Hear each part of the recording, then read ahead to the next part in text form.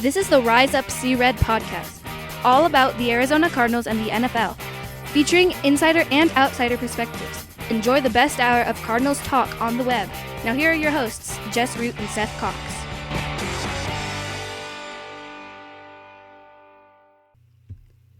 Hello, Arizona Cardinals fans, and welcome to the latest edition of the Rise Up See Red podcast. It is episode 232. I'm your host, Jess Root, from CardsWire.com, the USA Today NFL Wire site covering the Arizona Cardinals, and my co-host is Seth Cox from RevengeOfTheBirds.com, who covers the Arizona Cardinals for SB Nation's Revenge of the Birds. Seth, this is kind of a bonus show because we didn't think there would be a whole lot going on, but what do you know?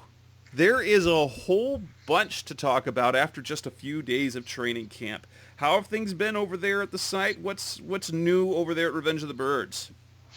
Not much. Just trying to keep up with all the going on. It's been a whirlwind through the first 2 day or weekend, and then 2 days of tackle.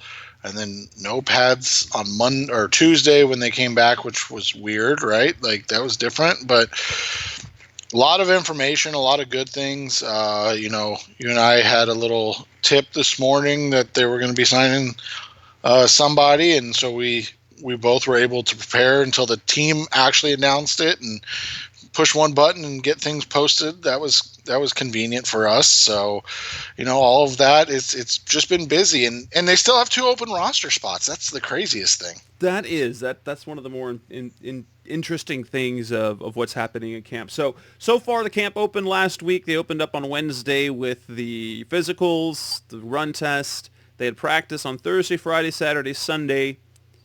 Pads went on Saturday. Pads on Sunday. They took the day off on Monday, as you can't practice more than 4 days in a row, I think is the rule. And then they had practice again on Tuesday, and that's where we're at because we're recording on a Tuesday night. So this episode we're going to talk about, it's about training camp, but pretty much what we said. So we're reacting to things that we've seen in training camp. We'll talk about general looks and observations of what I saw when I was there and what we've gleaned from what other people have seen. We'll talk about it specifically the wide receiver room and a guy who quietly has kind of taken the lead among the rookies. We'll look at the quarterback position. We'll look at the injury impact that there is, in particular with Hassan Reddick, who's going to be out until probably the beginning of the season. Robert Nkemdiche was released. We'll react to that and then talk about some of the roster moves that has happened. So let's go ahead and get started. Let's talk about initial camp observations without getting specific about players. Talk about how Kliff Kingsbury's run things, the way we've seen the personnel used, and the looks on the offense. What is there that, what are your initial observations and reactions to the first few days of camp? The first thing that you just stands out, and it's something you and I have talked about on our sites, is just the tempo. Like, there's definitely a different pace to the way Kliff wants things done. And when we talk about tempo and pace of play and things of that nature, it all makes sense because they want to play fast. They've talked about 95 plays or whatever. That's the number thrown out there, which is obviously you have to think a bit of hyperbole, but I don't know. Maybe they're serious. Right, and maybe they are. Maybe that's what they want to do. But you look at it, they want to get, and it's something that one of my writers has written about quite a bit.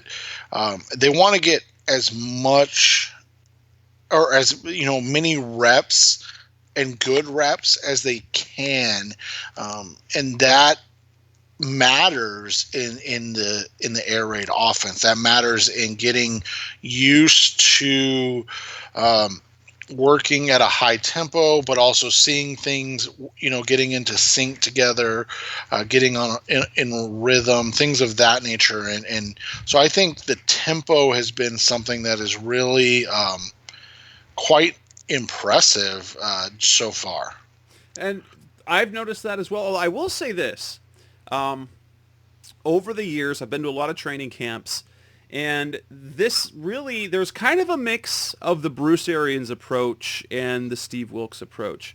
Because Bruce Arians ran effective, he was big on not wasting time. And what we've seen in Kingsbury's way of running things, there isn't a lot of downtime. They move quickly from one drill to the other. There's lots of things going on at the same time, even in walkthroughs. In walkthroughs, there tend to be a lot of downtime as they're practicing one thing or another. But when they go from one thing, when there's other guys standing around, they're doing other drills at different positions. And so there doesn't seem to be a lot of wasted time. Now, they do get some work in, and then they do the team type of calisthenics where they do the dynamic stretching and they kind of get their bodies ready. But it's kind of interesting because while they do go with tempo in practice, it reminds me of Bruce Arians because they do some of the same things, other than Bruce was anti-stretching as a team because it was a waste of time, in his opinion, of practice time. Now, Kliff, from what I've seen and what I've heard from players, is that he doesn't like to waste time. He doesn't like, so if they get all the reps in, he's okay with ending practice early. But he's going to pack things into practice. He doesn't hold needless meetings. Some of his meetings are super quick. He doesn't overkill things. He doesn't have walkthroughs every day. And then, of course, what has gotten the kind of a lot of attention here locally, and I haven't seen it catch on nationally, is they have their, don't call it a snack break, where they bring the one thing I didn't ask any of the players, because Kingsbury's okay, no, it's not a snack break, it's halftime. And so they take a little breather, they can have some hydration. I would imagine that during halftime that the guys get to eat something in the locker room. They might have a little pick-me-up in the locker room during the game. So he is about simulating things, and there's a lot of things. I mean, you could say there's a lot different between him and Wilkes, or he and Bruce Arians. But the truth is, a lot of what they do is similar. Now, I will say this. Kliff Kingsbury is very, very against giving real information out in his press conferences. He did say that Nkemdiche came in out of shape. That kind of was, I think, purposeful. Now, when Steve Wilkes and Bruce Arians typically would be up front of who's missing practice, who's got what injury. Kingsbury won't give anything up unless you specifically ask, and then he tries to be super vague about it. Arians would say, okay, not practicing this afternoon is so-and-so, so-and-so, so-and-so, got a need, he's day-to-day, this guy's going to be out a little while. Kingsbury, we haven't gotten anything. So Chad Williams has missed practice for a few days. We don't know what it is. DJ Swearinger missed practice. It's a soft tissue. We don't know anything other than that. When it was Hassan Reddick, he did not want to tell anything. His procedure. He just didn't want to give anything up. Even when the vet days off, he didn't say who was having the day off. When we asked him, yeah, there was vet days off. Anyone coming out today? Oh, yeah, Fitz, Suggs, and somebody else he can't remember. It's Patrick Peterson. So he's been he doesn't like to give anything up, whether that's the effect from coming from college, where they just don't talk about injuries. They don't talk about injuries at all because of and part of it's dealing because it's a school environment. In the pros, I mean, and I'm getting the impression that when it comes to the injury report, he will just tell the guys to wait for the injury report and not really comment on anything after that. Now, personnel-wise, is there anything that you've been surprised with, formations that you've heard about, or even the people they're running with the different first team, second team, or whatever? No, I mean, when you look at how they've lined up and, who's come out and who's running where, I think the biggest thing to me has been they really are kind of going, 10 personnel or one back, no tight personnel, or even 11 with, one back and one tight end. Obviously, Max Williams, when they're going as an inline tight end, he seems to be the guy at this point. When you yes, most certainly. Now, granted, we haven't had Charles Clay out there, but The only time they go inline, it's 87. It's Williams. I personally haven't seen two tight ends on the field yet. When in the 2 days of practice, I never saw it. They ran 3 and 4 wideouts with the tight end sometimes, and then even sometimes it was 2 backs, 3 wide. So they ran 20 sometimes. And so it really is, and I've always been of the opinion that it was probably going to be much more 11 personnel than 10 personnel. I might be wrong, but we haven't seen Charles Clay. Charles Clay is the more versatile of the tight ends. He can do more things. So maybe that changes when he comes back. But, the spread out 4 or 5 wide, that really apparently is a thing. Yeah, and it makes sense kind of when you just look at the roster constructions. I mean, it's not that, it's bad to have Max Williams on the field. It's just, would you rather have, and, we'll get into specific players, but would you rather have Max Williams in there, or would you rather have, Andy Isabella? You know what I'm saying? Or, would you rather have Ricky Seals-Jones, or would you rather have Keyshawn Johnson? That's kind of what it's coming down to in these 10 versus 11 personnel discussions. Is maybe it just makes more sense to have a better player out there. Now, obviously, if you want to run the ball a little more, you probably need Max in there. But it just in general, that might be why we see maybe it's not 30% or 35%, but if I think it was 8% last year, was like the highest. It was either 6 or 8. I got to look back, but it was like the highest number of 4 wide receiver personnel in the NFL. And so if the Cardinals are at like 20 or 25%, that's still a huge jump. That really is. And something that I've seen on Sunday, it seemed when I was at practice, it seemed like they were being more deliberate about working on the running game. And you can tell philosophically that the idea of bringing in extra blockers in the middle is kind of the anti-Kingsbury thing. So his idea for running the ball is to spread the defenders out. And so even if you don't have a tight end, so maybe one is a tight end, so you give David Johnson space, so instead of giving more blockers to help him in the middle, you just spread the defenders out so that there are fewer big guys in the box. So if they're going 10, 11 personnel, that means, guess what? They've got one less defensive lineman or linebacker in the game in the middle of the field. Instead, you've got an extra DB. That's good for Johnson. That's going to be interesting to see if that's successful, because that's asking more from your offensive line, and it asks a little bit of your receivers, but it's a different philosophy that is the anti-NFL. Now, granted, we do see a lot of we do see this type of offense in other places, but you see like the Detroit Lions that are going to like too tight is like their staple. Or the Seattle Seahawks, who almost always have a tight end on the field. It's just creating a different type of running game. Well, even the New England Patriots. I mean, they, with Gronk, they kind of made it back in vogue to have 2 tight ends again. Well, granted, when you have a monster like Gronk, like he's right. I mean, he's special.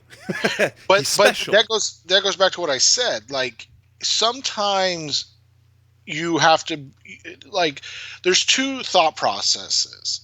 And one is that you are being different just to be different, but sometimes you're being different because that's what your talent level dictates, or that's what your talent in general dictates. And so when you look at the Cardinals right now, it just may be that the talent on the roster dictates that they don't use tight ends, or they use them, sparingly. And I think there's nothing wrong with that. That's kind of my opinion on that. That's what would make Kliff innovative to me, is that if he said, look, Max Williams is a nice football player, but he's not a better player than Andy Isabella. So guess what? I'm going to play Andy Isabella, and then in certain situations, I'll bring Max on the field.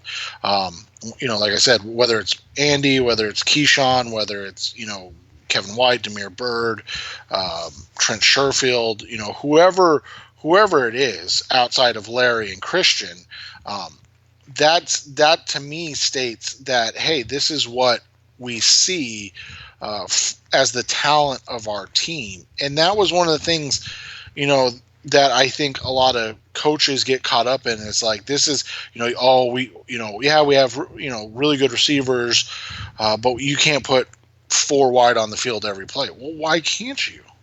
Because that's just not the way it's done. So you can't do it. Like that's not how. Well, no offense, but if you put,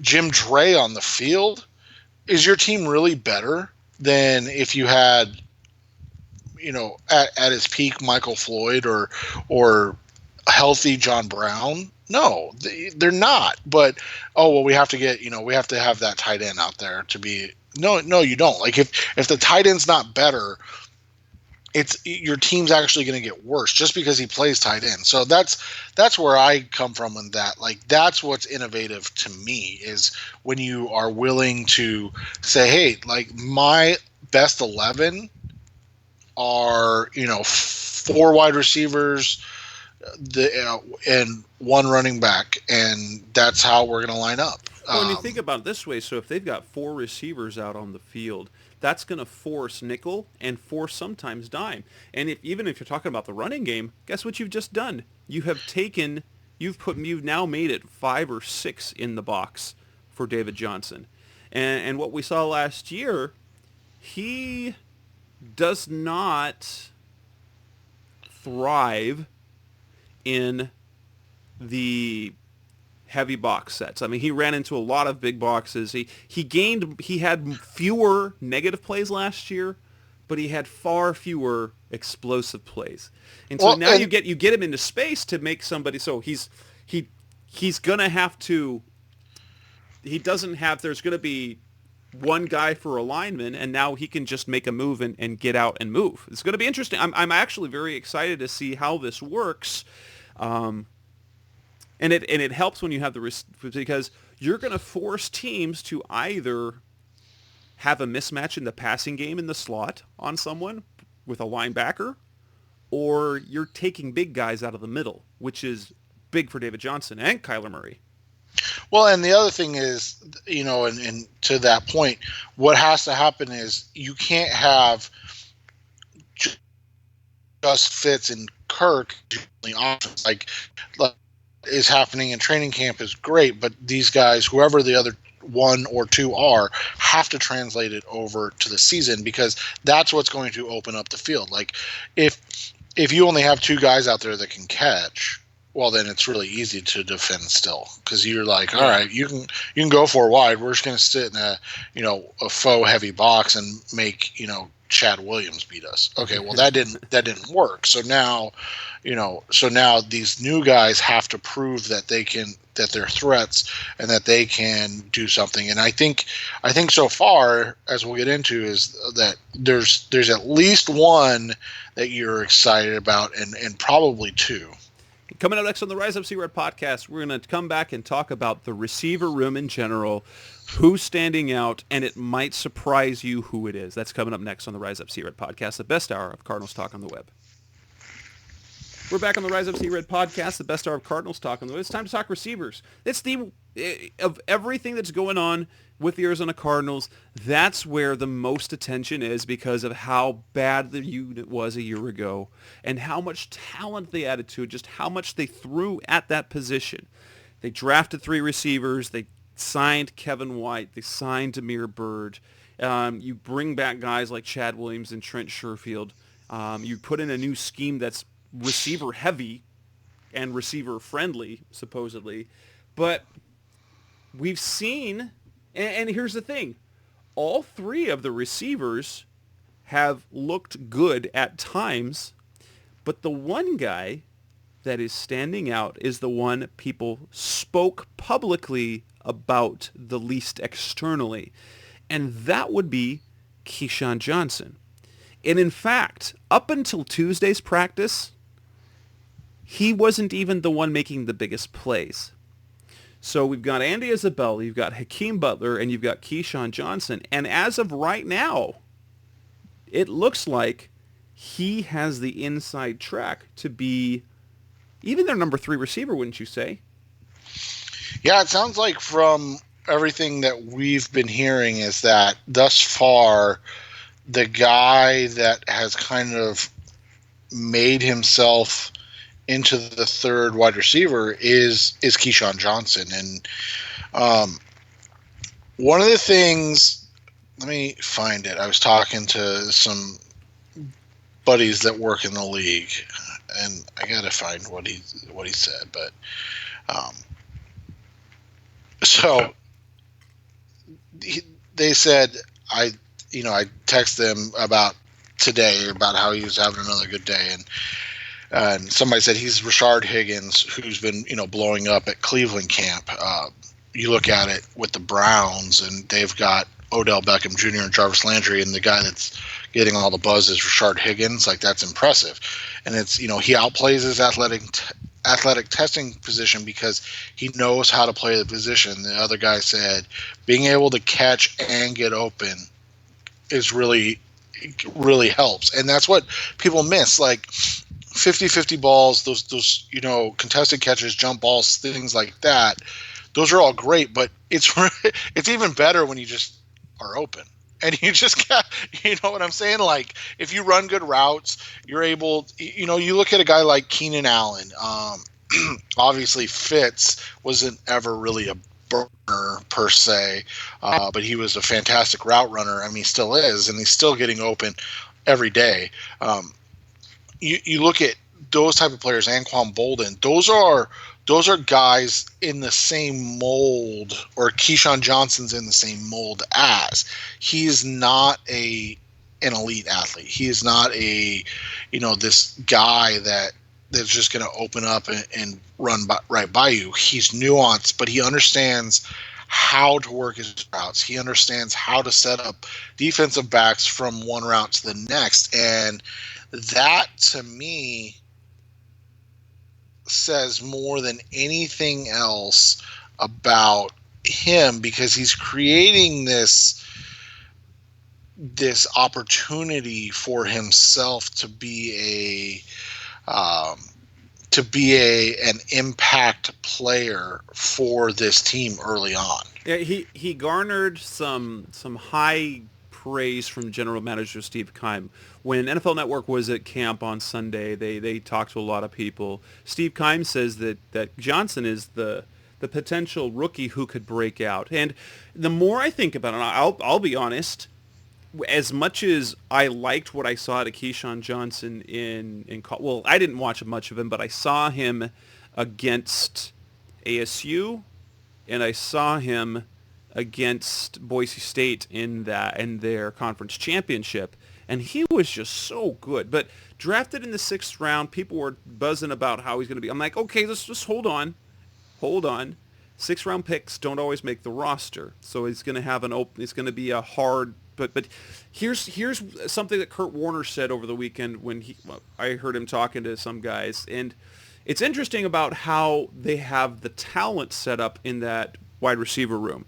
And the fact that Keyshawn is different gives him the best opportunity to make an impact, because you look at Larry Fitzgerald, who has done more work inside than outside and had more success inside and outside than in the last few years. Christian Kirk is widely accepted as a better inside receiver than outside receiver. That doesn't take away from his outside ability, but he's even better inside. Andy Isabella projects to be more of the slot. And so the question becomes, who can be the guy that wins outside? Keyshawn's that guy, apparently. And he does it not through elite speed, but his ability to be very smooth and efficient and effective in his movements to get open and make plays. And so the fact that he does things a little differently. Now, Hakeem Butler could be that guy, but what we've seen in camp so far, and I'll say he's been the flashiest but the least consistent. On Sunday, he made some quite amazing catches, but you see that he's limited in some of the things he's had some drops in traffic, but as kind of his skill set, he's really good on the perimeter. He's really good for jump balls, and he can make great contested catches, but in traffic, in the middle of the field, he's been less consistent and less separated. Andy Isabella's, like, all three of those receivers have looked good. I will say from my observations in the 2 days I was at practice, Andy Isabella flashed, Hakeem Butler flashed. Keyshawn Johnson never flashed on the field, but then you see the reps that he's the one rookie who's getting first team reps, and that tells you something. Now, it didn't start that way, but he got some first team reps on Sunday. Now, part of that is because Fitz was out that day, and so he was moved up to the first team, but we're seeing him consistently do things. Now, there was one play, but it wasn't so much Keyshawn. He had Patrick draped all over, really, really tight coverage, and Kyler threaded the needle, and Keyshawn made a really nice catch. Now, on Tuesday, he flashed. He made a highlight reel catch on the sideline. He caught a 65-yard bomb to end practice, and so he is showing up. But at the same time, these other rookie receivers are not failing. It's just Butler. They are almost exactly what we thought they were, except Keyshawn is far exceeding. Butler is a guy who flashes, but needs work. Isabella, he's steady, makes plays. He's super fast, super quick. But it's Keyshawn who has this distinct skill set, which might set him up to be an impact player in year one. And it makes sense. He is the most refined player, which means he should look better early on. And then the fact that what Kliff Kingsbury said is that he picked up the offense really quickly. The mental side makes it so that he, along with his refined skills, can be impactful early on. While Hakeem Butler very well could be in a year or two, develop into a top number 2 type receiver, will need some, because he's limited. I always thought he was going to be a limited type contributor. He's going to be a high variance player, in my opinion. He'll have a couple of big games because he'll have big plays, and then there will be games he doesn't do much. He's not as consistent. Keyshawn, we'll have to see if this continues and if he stays healthy, but it looks like we may see the Cardinals have a huge steal in the 6th round. Yeah, and that's the thing is, when you look at this, they're not going to have 3 1,000-yard receivers. They may not even have one 1,000-yard receiver. They could have 2 guys in the over 900. They could have 2 guys over 700 yards, and then you have David Johnson, who we're not even talking about. And so if you have 4 receivers that are getting you 3,500 yards, that's just as good as 3 receivers getting you 3,000 yards. So in the end, we know who the top 2 are. It's the third one that's been a bit surprising. And I don't think Isabella running as like wide receiver 4 in those 4 wide receiver sets would be all that surprising. It's just going to be, if Keyshawn ends up being your wide receiver 3, that's going to be a bit of an upset just in terms of, draft position, expectations, things of that nature. But again, the best players play when you've got, and I want to reiterate this as much as I can. I'm not saying he's going to be Larry Fitzgerald, but when you have a guy that plays in a similar style to Larry Fitzgerald in Keyshawn, and then you have Larry Fitzgerald, and then you have Christian Kirk, like that's a really nice thing, because now all of a sudden you have 2 guys that can win short, intermediate, and can sneak by you long. And then you have guys in Kirk and Isabella who are both short, long guys. And then you've got Butler, who's the ultimate deep threat. Like, so now all of a sudden you have a diversified, wide receiver group who can win. You've got guys who can win at every level consistently. And then, you kind of look, again, going back to the Browns, they're not the same names, but, if you have a Jarvis Landry and you say that's Fitz, and then you have a Rashard Higgins and you say that's Keyshawn Johnson, that's a really good thing to pair with a guy. And Christian Kirk is nowhere near Odell Beckham, but when you talk about just kind of skill set and how they work, that's how you can kind of utilize it and foresee it. And so, that'll be kind of what you see, I think, moving forward if Keyshawn can, keep his hold on that wide receiver 3 position. What's interesting is that as Keyshawn Johnson emerges, Kevin White becomes expendable and almost unneeded and and obsolete. Granted, he's the most physically talented player and in that room by far. The most physically talented. He's got size, he's got speed, he's athleticism, playmaking skills. But then you have to figure in, can he play special teams? Because if he's going to be wide receiver 5, 6, 7, he's got to be able to play on teams. It's been interesting to me the playing time that you see Pharaoh Cooper and Damiere Byrd getting on the first team still. Especially when I haven't been personally super impressed with anything that they've done. I know that Cooper does not have great straight line speed, but he is very, very elusive. So he's a guy that if you get in space, can do things. And Damiere Byrd is the fastest guy on that team. So he's a guy to watch. And those two players will both be in the mix for the return game. But I continue to be surprised that those guys are getting first team reps early on. Although maybe I shouldn't. Maybe that's one of the things that we're going to find out is that with these open practices, part of the game that Kingsbury's playing is with the public view of the depth charts, whether they're keeping that private from the players, like they don't know, they're just following. It's okay, 2s, you're one of the 2s, you're the 1s, and maybe they're keeping that depth chart hidden. Yeah, and that could, like you said, that could just be part of the game that Kingsbury is playing at this point, and trying to decide how he wants to, kind of unleash his first lineup and everything. And so it's interesting because, he's already kind of talked about it, we're going to be vanilla, and people are like, oh, so we're not going to see the air raid. No, you're going to see the air raid. Like, that's what their offense is. The thing is, you're not going to see the shifts. You're not going to see the maybe the personnel. You're not going to see the same type of plays. What you're going to see is you're just going to see, you're going to see the double bunches. You're going to see the double bunch receivers that they do where they stack the 2 receivers on each side. But you're not going to see complexity to it. Right. You're not going to see any of the nuances of it or the interesting aspects. You're just going to see, hey, they're 3 wide. Hey, they're 4 wide. Like, that's what you're going to see. And quite frankly, I don't even know how much of like Kyler Murray and Larry Fitzgerald you're going to see. Like in Christian Kirk for that matter. Like, it's probably going to be a whole lot of Keyshawn Johnson, Hakeem Butler, Andy Isabella, and then Kevin White and Trent Sherfield, and Damiere Byrd and Pharaoh Cooper. Like, that's where the battle's going to end, really, is who's going to win 3 through 7, probably, because they'll keep probably 7, especially if they're going to go 4 wide. They probably have to keep at least 7.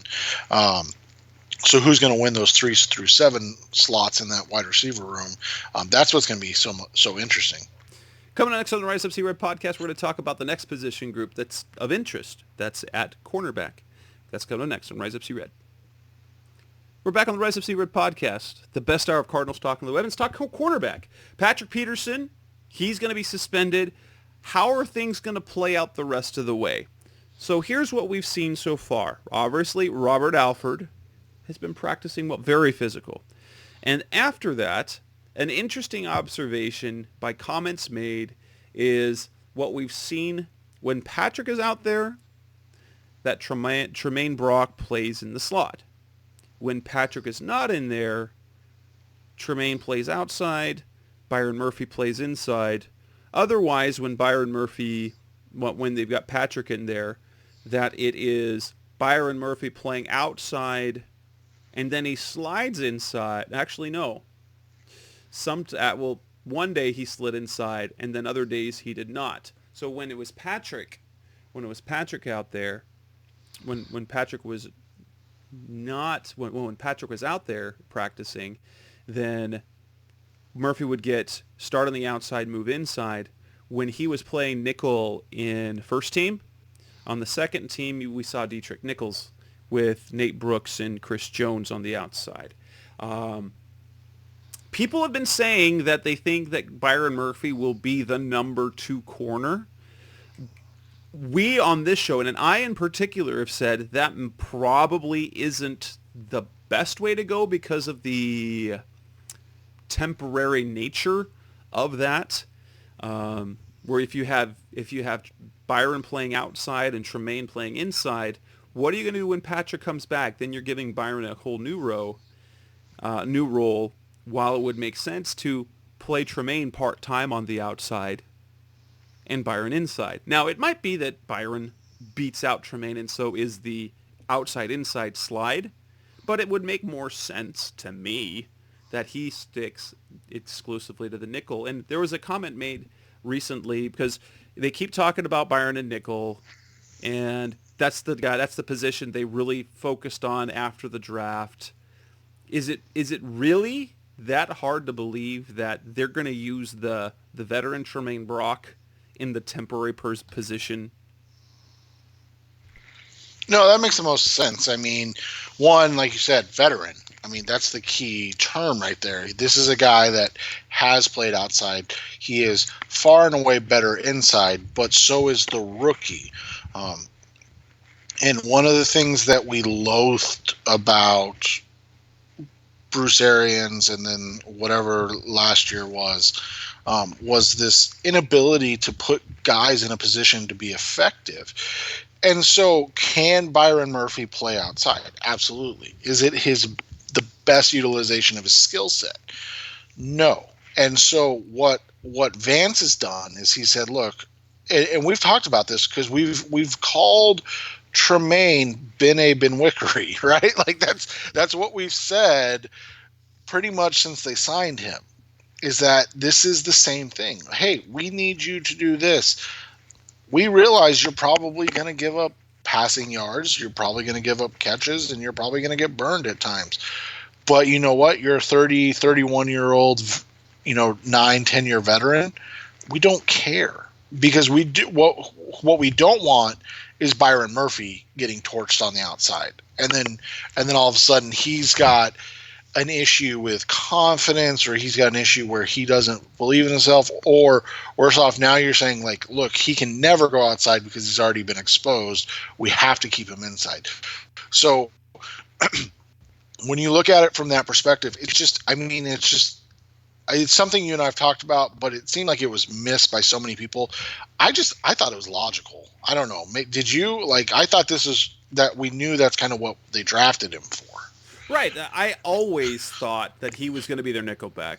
Now, as camp started, I started to believe that maybe he would be technically number 2 and slide inside, but maybe not. I still think that the vet's going to play outside, and I think that's how they would like. So he will have to clearly be better than Brock outside, which is interesting. The one thing of all this has happened is since the start of camp, Brock has publicly said he'd prefer to play inside. And part of that is strategic, because if he's their nickelback, that's the permanent position as opposed to being the outside corner, which everyone knows is a 6 weeks job. That's it. Right, exactly. And so the whole situation is this. If Brock struggles, there's one move. If Murphy struggles, there's 2 moves. And that's the whole idea, is that Brock will be the guy for 6 weeks. He just is. Unless it is like Brandon Williams level of bad, it's going to be Brock for 6 weeks outside, and you leave Murph inside, and then if both of them are bad, well, then you kind of got a problem, right? Like, all right, then you have other problems. But if Brock is average or worse, then it's really easy because Patrick comes back and slides right in. Murphy's already there. Okay, we don't need to move the rook because he's playing better than the vet anyways. If Brock is playing well and Murphy's not, okay, well, it's 2 moves, but it's okay. It's okay to make those 2 moves because it's the best moves for the team. So that's, again, you're looking people, and I think the Cardinals are doing a good job of this without saying it, and I think Kliff and the staff have done a really nice job of this. They're not necessarily looking for who is going to help them win the most games in those 6 weeks. They're looking at what is the best way for us to set up our post week 6 run. And because they realize that you're talking about a rookie head coach, you're talking about a rookie, offensive coordinator in terms of Kliff calling plays at the NFL level. You obviously have a rookie quarterback. So the defense needs to, by week 6, when Patrick comes back, it needs to be kind of a seamless integration, or week 7, I guess, after week 6. But it needs to be a seamless integration. It needs to be a situation where the defense is playing at a high enough level that they're either keeping the offense in games while they still get on track, or that they're not losing games, 38-45. So those are the biggest things right now. And so I respect it because I think this is kind of all Vance. I think it's Vance going, this is what I see as the best route for the team to go moving forward, because that's the thing. Tremaine knows how to play the slot position in the NFL. He knows how to play the slot position in Vance's defense. The hardest thing would be this, and it goes back. If they put Byron outside, no matter what, he's not going to play when Patrick comes back. Unless he is Deion Sanders reincarnate, you're not going to not play Patrick Peterson when he comes back from his suspension. So you're going to move him, and he's going to inevitably go back inside. Well, now he's got a.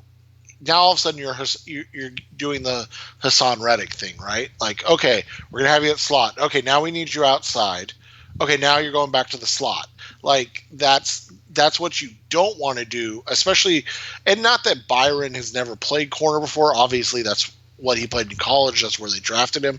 But in the NFL, in his first defensive scheme, don't you want to have him feeling confident in one position rather than uncertain in 2 or 3? And it makes sense. It makes sense. Now, yeah. Coming next on the Rise FC Red podcast, we're going to talk a little bit more about, Hassan Reddick and his injury and what that means for the linebacker crew. Does it really matter? That's coming next on Rise FC Red. We're back on the Rise Up C Red podcast, the best hour of Cardinals talk on the web. We've had our first real significant injury, even though it not necessarily is significant. Hassan Reddick is out for a few weeks after knee surgery, arthroscopic surgery, to reportedly trim a meniscus, which is a 4 to 6 week injury.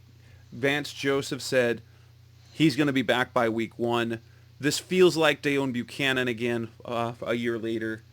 And while it's unfortunate for Reddick because he needs the reps, he needs them bad, but it creates an opportunity to see what's behind him.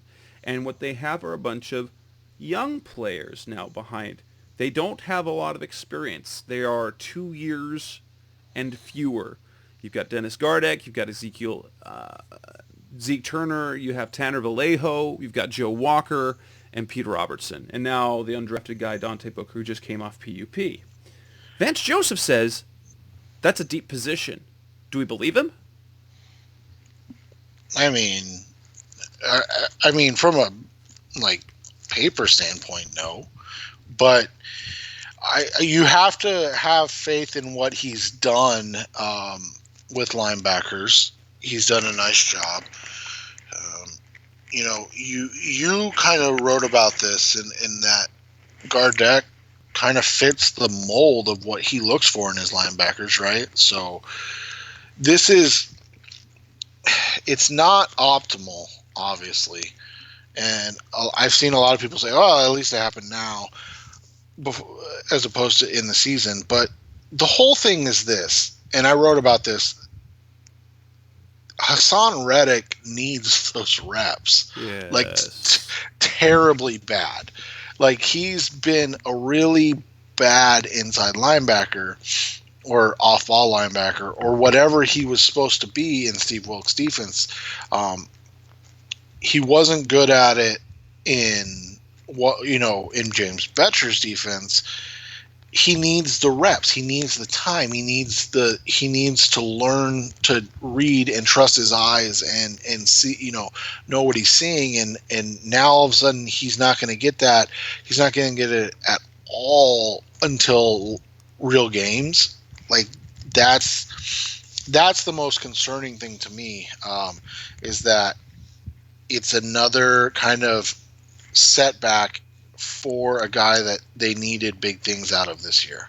And for me, it's a thing to worry about. Now, granted, he by all appearances, he's made progress, and having a guy like Jordan Hicks on the field is going to be helpful. And I think schematically, it will be easier to do if they're getting the edge play and the defensive line play. As we've talked about on this show, if you get schematic solid play up front on the defensive line, you get the pass rush, you get the cover behind. The players in the middle of the field, they don't have to be super talented. They need to be smart and they need to be disciplined. Dennis Gardeck is very interesting because Vance Joseph mentioned him early in the offseason while Reddick was still set. There's a lot to like about Gardeck. He's very strong. He's a physical specimen. He's fast. He's athletic. And he's super competitive and plays with a chip on his shoulder. You saw the intensity when he played special teams. He has the perfect mentality to play that position next to Hicks. Now, that said, I can totally see him keeping Reddick on the bench, or at least partially on the bench. Say, when Reddick is back, Gardeck is your base linebacker and Reddick is your cover linebacker, because that what we know about Reddick, that's what perhaps is his greatest strength outside of his potential as a pass rusher, as a blitzer, is his ability to move in space and cover guys. Dennis Gardeck, I think low-key might end up being a guy who is important on this defense this year. And I think that the way that the Cardinals are set up, that's not a bad thing.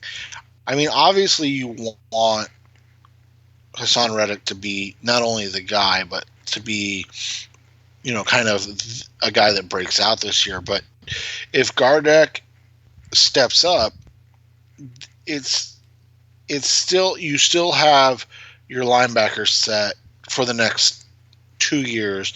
You still have Reddick, like you said, that has a role that can probably play at worst as a coverage linebacker, and so then you have Hicks and Reddick who can both do that, while Gardeck is kind of your down linebacker in the Kevin Minter role from a couple of years ago. So it's not ideal, but it's still, if Gardeck is good enough to keep Reddick off the field, that's not a bad thing either. That's true. What's the interesting thing is that the Vance Joseph, you clearly like, you can tell what he likes. He wants smart guys who are physical and are fast. And that's what they have. They have like a Joe Walker, they've got a Tanner Vallejo and Zeke Turner. Those are all very athletic guys. They're unproven. But again, like we've talked about, that inside linebacker position, especially the weak side guy, not the Mike, like Hicks, they're basically pawn pieces in the defense almost that are interchangeable. Hicks has to make the calls, but if Hicks is making the right calls, all they have to do is make the plays when they come their way. And so that's going to be interesting to see. Will that be the case? I'll be interested to see what happens because I don't think Reddick will be able to play in the preseason. And if he doesn't, do they put him back in the lineup in week 1 like the Cardinals did Buchanan a year ago? Because that was disastrous for him. He looked bad in week 1. Right, and that's I think what my biggest concern is, and why I struggle with these. Oh, it's not a big deal, people. Where I'm like, no, it's a huge deal because this is a guy. I mean, it's one thing if it's Carlos Dansby, right? That's been just this dynamic playmaker over his career, and he's 6 years in, and it's year 7. Okay, whatever. But even Jordan Hicks, like, this dude hasn't been healthy. He's never played in Vance Joseph's systems. They need reps. They need time together. Like, that's the whole thing is that, and now, like you said, so if it is only 4 to 6 weeks and he's back week 1, do you really want to throw him out there? I mean, after 2 practices and none padded? I mean, dude hasn't even taken a snap in padded practices yet. And we're just going to throw him out there game 1. I don't know. That seems like a recipe for disaster. Coming up next on the Rise Up C-Red podcast, we talk about the tragic and unsurprising end of the Robert Nkemdiche saga in Arizona.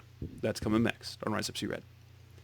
We're back on the Rise Up C-Red podcast, best hour of Cardinals talk on the web. Robert Nkemdiche is no longer an Arizona Cardinal.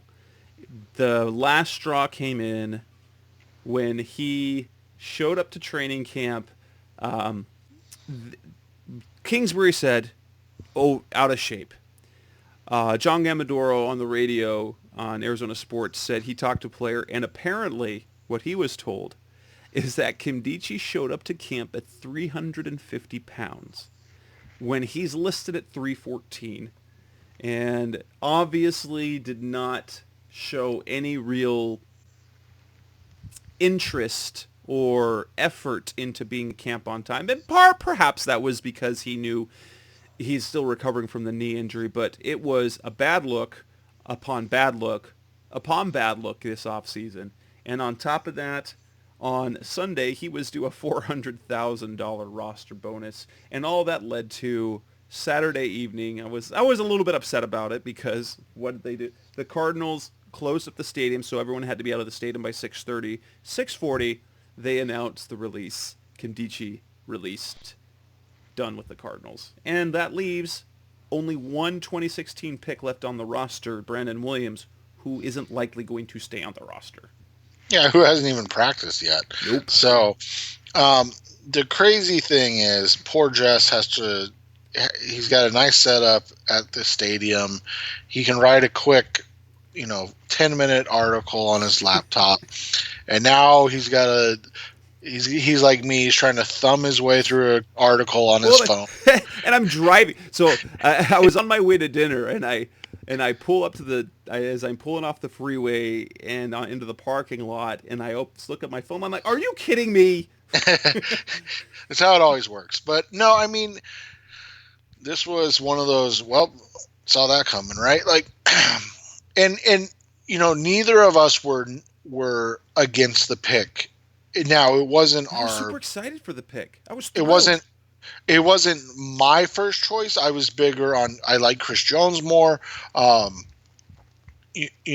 You were excited because you felt like that they had the people in place to kind of push him and kind of help him be the guy, right? Because they still had Calais when they drafted him, so that's a good guy to kind of take. They had Frosty. They had Corey. I mean. And it was, it was Betcher and who's the crazy defensive line coach? Brenton Buckner. Yeah, I mean, so they had a really nice. I mean, you felt like they got him into a safe environment to kind of coax out of him his issues. But the reality was twofold. One, he wasn't interested, like you said. Like it never really seemed to interest him. But the second thing was,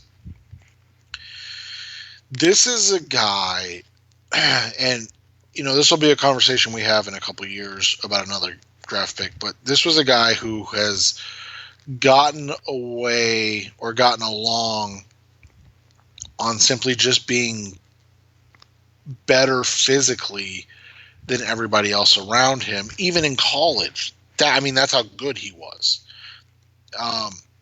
And now all of a sudden you get to the point where he's not the best athlete. He's not the strongest. He's not the fastest. Is he still unique in his ability? Absolutely. But he's not special by any means. There's 20 guys with Robert Nkemdiche's ability in the NFL, if not more. Just natural ability I'm talking about. And so now all of a sudden it comes to the question of work ethic, and that was always going to be the concern with him, right? Is this a guy that's going to want to put the work in? And I mean, you and I mean, me a little more than you, but you and I can watch all the players we want to watch on film and do our grades and kind of look at it. But in the end, we can't grade their desire. We have no way to grade their heart and whether or not how bad they want to work. And that's unfortunately just a reality of the situation, and something that when it comes, push comes to shove, you and I are always going to go with what we see on the tape, because until we get the information passed along to us from, our guy inside, we have no idea what the negatives are, right? So, right. Here's the thing. This turns out to be one of the biggest regardless, he was a 29th pick, so it's not like he was a premium pick. But here's the thing. This was a huge fail on the Cardinals organization, because here's what there were all the red flags.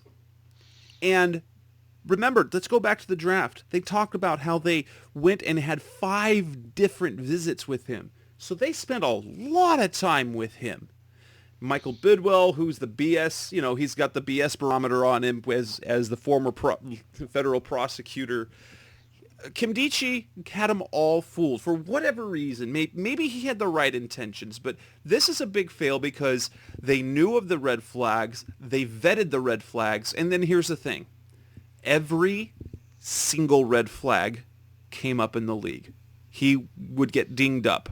There was an effort problem. There was a discipline problem on the field, and there's a decision-making off the field. Every single one was a problem. And let's be honest, we've seen that across the league as well. Reuben Foster was another one.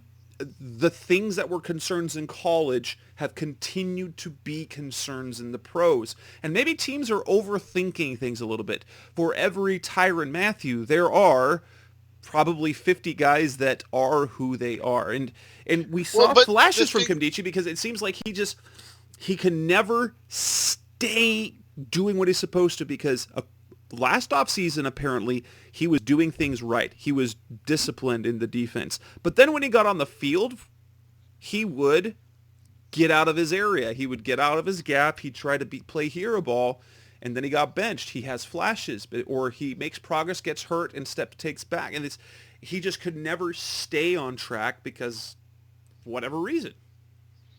Well, and the thing is, like, when you go with, talking about Mathieu, where does Tyrann Mathieu get drafted? The 3rd round. Where does a guy like that's still causing headaches nearly daily, and Tyreek Hill, where did he get drafted? What, the 5th or 6th round? So that's the thing, is like when you talk about taking a chance on a guy, like, is the first round really the area to take the chance on? And it seems like when you do that, you're just asking for trouble. You're asking to draft Nkemdiche. You're asking to draft Robert Foster. You're just asking for those issues. And let's not forget, like, Robert Foster has been a good player when he's in the NFL. He's rarely been able to be on the field because of off-field issues, and now an injury. But when you look at it, whatever plagued him coming out was a problem already. And so when you look at it from that perspective, there was a big group of people that were like, the Cardinals need to draft Robert Foster. And can you imagine if they're back to back with Nkemdiche and Foster? Oh my gosh! But it's not like Nkemdiche and Hassan Reddick have been. But at least Hassan Reddick's not a, or jackass. I can say that on this show. But Reddick's not a jackass. He hasn't been a very good football player, and it sucks. But at least he's not a detriment to society type stuff. So that's what it comes down to. Nkemdiche just falls into that category of the talent was always there. It was just always going to be about the dedication, and you can't make somebody want to love the game. And as cliche and cheesy as it sounds, that's just the unfortunate reality, is that you can't make somebody want to do something. Coming next on the final spot of the Rise Up C-Red podcast, best hour of Cardinals talk on the web. We'll talk a little bit about the roster moves the Cardinals have made. That's coming up next on Rise Up C-Red. We're back on the final segment of the Rise Up C-Red podcast. The Cardinals have made some interesting roster moves, aside from Robert Nkemdiche being cut. So they had 3 roster spots left. Now, they had to, because they signed Matt Longacre a week ago, which seemed like a pretty solid fit. Played in a Wade Phillips defense for the last few years, and the Wade Phillips defense is the same, more or less, as the Vance Joseph defense. He's had some production. He can do a little bit. He can do a little bit in the pass rush. He's a little productive. He's high energy. He's smart, and he plays special teams. Right? The Matt Shaughnessy role, right? That's what we thought. 4 days later, they cut him. No one knows why. That doesn't make any sense. And Kingsbury himself said he's got, every component that you want in a football player, and apparently what someone else, which is easy to get rid of as well. That was a head-scratching move. They followed that up on Tuesday with signing veteran Andre Branch, a guy who came and visited the Cardinals in June, reportedly. It adds another veteran who has played for Vance Joseph before. What do you like about the addition of Branch? And for me, I thought Longacre was a perfect fit because he's the perfect number 4 outside linebacker in the rotation. What do we get from Andre Branch? The question I have now is Brooks Reed, not like, I know he's off the PUP, but are they still kind of concerned? Because Branch seems closer to like a 3 than a 4. So, when you look at it from that perspective, it is what it is. He's a veteran. I say this. I think if push came to shove and you asked me why, I would say that it's because Vance Joseph coached Andre Branch in Miami, and so it's just a little bit of an easier thing for him. And that would be the only thing I can think of, honestly, because Longacre's younger. He's a higher motor player. They have almost similar statistical output throughout their career, and he doesn't have to make an adjustment to that the 3-4 outside backer. Yeah, and so it's odd. It definitely is. I would say. I don't think that it's like one of those, they got worse or got better. I just think it's an odd decision, and if you ask me why they did it, I would. And this is a guess, but I would guess it has simply to do with Vance's comfort level with Andre over his comfort level with Longacre. And for me, I have a suspicion that perhaps that the situation with this is that they signed Longacre. They had the conversation with Branch back in June. For whatever reason, the Cardinals weren't quite interested enough, or he wasn't willing to. His price tag was too high. But even after they signed Longacre, maybe it was the case where Andre's agent calls and said, "Okay, we're ready. And so knowing that was coming, they went ahead and released Longacre and to bring him in for whatever reason. Now the interesting thing is they still have 2 roster spots open, which I'm still puzzled at why they would still have 2 roster spots open when they're still practicing. Fill those spots unless they've got something in the works, but I haven't heard anything, and you haven't heard anything, have you? No, I haven't heard anything. It seems almost like it's just they're gonna take their time with this and kind of wait to see what happens on maybe some cuts, and then they don't have to make any moves on their roster to coincide with it. Maybe. I see, obviously, I think there would be, on the offensive line would make sense because their only real experience outside the starters is Reese Odiombo, who's got, 2 years, maybe 3 in the league. And obviously Max Garcia, but he's still on PUP. Defensive line might not be a bad thing. And depending on DJ Swearinger, maybe safety becomes a thing that you have to do. Yeah, the Swearinger thing's concerning because we haven't heard anything about Swearinger like you talked about at the beginning with his soft tissue injury. I mean, they're not even telling us what part of the body. It's just soft tissue. And then we haven't heard much in the way of overly positive praise with Deontay Thompson or Jalen Thompson. So is it going to, Josh Shaw's getting a lot of run there. Who is the other guy that's getting some run there right now? Jonathan Owens, I think, is ahead of the rookies, but yeah, he's the one who's gotten a little bit of, if you're looking at the rotation right now, it's Buddha, Shaw, then Owens, then Thompson, Deontay, then Jalen, then Tyler Sigler. Yeah, so it's just, it's interesting that they haven't at least brought in a veteran to kind of be in that role if DJ, like you said, is out for an extended period of time. It's an interesting strategy, and again, I think it goes back to what we talked about of it's a different way to do things, and Kliff's going to do it his way.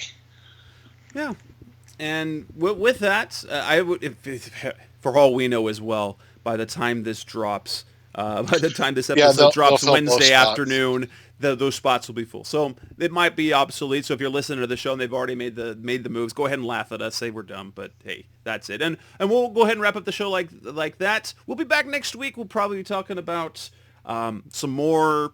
We'll be talking more about training camp and looking ahead to the preseason opener next Thursday. On behalf of Rise Up See Red Podcast, the best hour of Cardinals talk on the web, I'm Jess Root from CardsWire.com. That's Seth Cox from RevengeOfTheBirds.com. Thanks for listening. We'll be back again next week. Thanks for listening to the latest edition of the Rise Up See Red podcast. Listen to previous episodes and subscribe to the show on Apple Podcasts, Stitcher Radio, Audioboom, or many other podcast platforms so shows are delivered directly to your mobile device. Please give the show a 5-star rating and always support the sponsors who support the show. We'll be back soon for the best hour of Cardinals talk on the web. Rise Up Red Sea, Be Red See Red, and of course, Rise Up See Red.